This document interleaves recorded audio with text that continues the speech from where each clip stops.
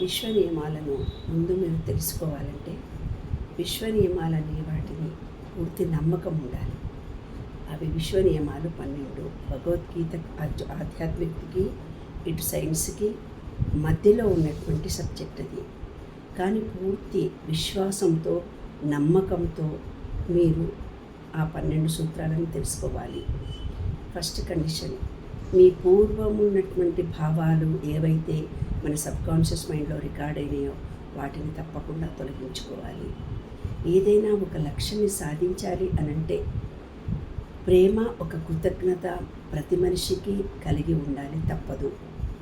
తర్వాత ఏ పరిస్థితుల్లో మీరున్నారో ఆ పరిస్థితిని యాక్సెప్ట్ చేసుకుంటూ ముందుకెళ్ళాలి. తర్వాత ఈ విశ్వ నియమాలు 12 నేను చెప్పబోతున్నవి ఏవైతే ఉన్నాయో పూర్తి విశ్వాసంతో నమ్మాలి, పూర్తి నమ్మకంతో ఉండాలి.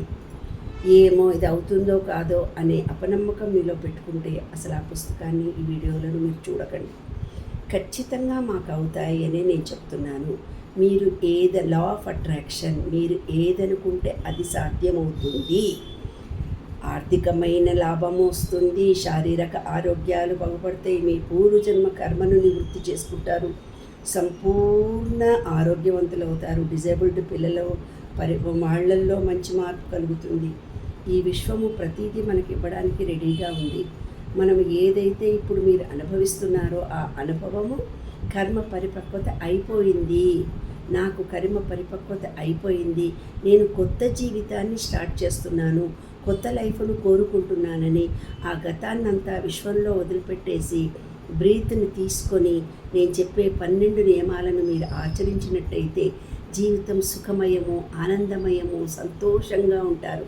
ఈ విశ్వమే మీరు, మీరే విశ్వము.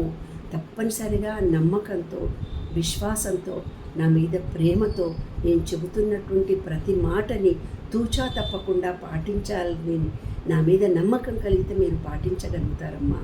తప్పనిసరిగా ఒక నమ్మకము, విశ్వాసము. నేను పవిత్రంగా ఉన్నాను, ఈ విశ్వం పవిత్రము, నేను పవిత్రంగా ఉన్నాను, విశ్వం నుంచి పవిత్రమైన జ్ఞానాన్ని నేను ఒక ఎనర్జీని, విశ్వం ఒక ఎనర్జీ, విశ్వంలో ఉండే ఎనర్జీని నేను పొందుతున్నాను, నాలో ఉండే ఎనర్జీ విశ్వం పొందుతుంది.